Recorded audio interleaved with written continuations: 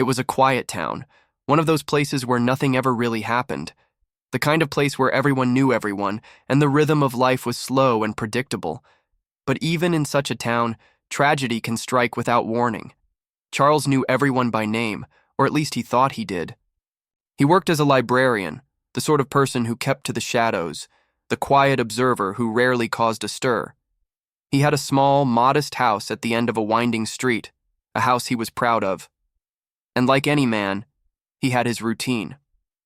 Morning, coffee, work at the library, evenings spent with his cat, Jasper. Life was simple, until one evening, everything changed. It started with a phone call, the kind you never expect, the kind you dread. His neighbor, Mrs. Talbot, had been found dead. It was an accident, or so they thought. At first, there was no reason for anyone to suspect foul play, but when the police arrived at her home, they found something odd. Charles's fingerprints on the door. But that didn't make sense. He hadn't even been inside. Yet there they were, his fingerprints smeared across her front door. They questioned him. He explained, of course.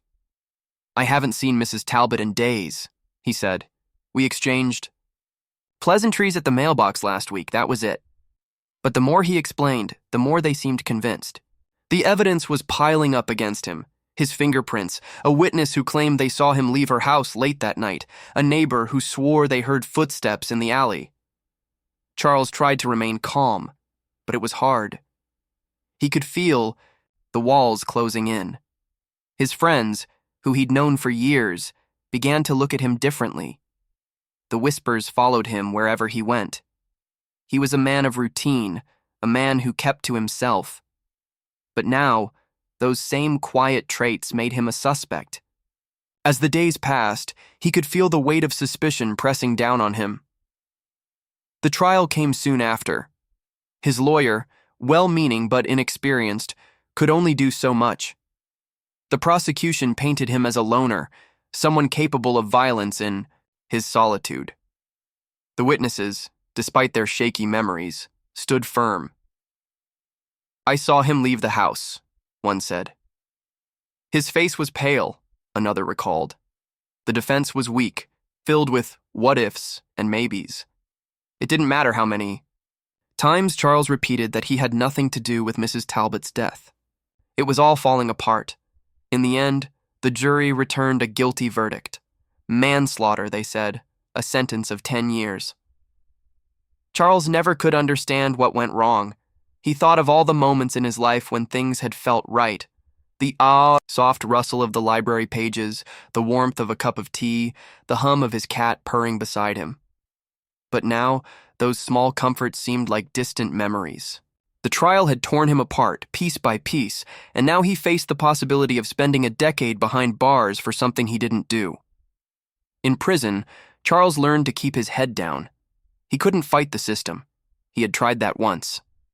Instead, he kept to himself, reading books, keeping quiet. He thought of Mrs. Talbot, of course. He wondered how it had all spiraled out of control. He had tried to be a good man, a man of integrity. But what good did that do him now? But then one evening, as Charles sat in the yard reading a book, he heard something he didn't expect. A loud knock on his cell door. "Mr. Howard, you're free to go," the officer said. Charles didn't understand. "What do you mean?" he asked. "I'm not guilty. I didn't do it." The officer handed him a piece of paper. New evidence, they said. A confession. Someone else had admitted to the crime. The new suspect had come forward, a man with a history of violence, someone who'd lived nearby at the time. But none of that mattered anymore. Not to Charles. He was being released, but the damage was done. When Charles walked out of the prison gates, he thought he might feel a sense of relief, a sense of freedom. But instead, all he felt was hollow. The world. Outside had moved on as it always does. People had forgotten about him. His reputation was ruined. His friends were distant. His neighbors had moved away. And worse, he had spent years of his life in a place where time stood still. He had lost everything. His life, his peace of mind, his belief in justice.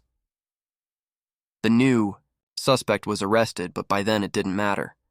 The truth had come too late for Charles. His name was cleared, but the scars remained, those invisible marks of betrayal, of a justice system that failed him. Charles walked away, a man without a home, without a place in the world.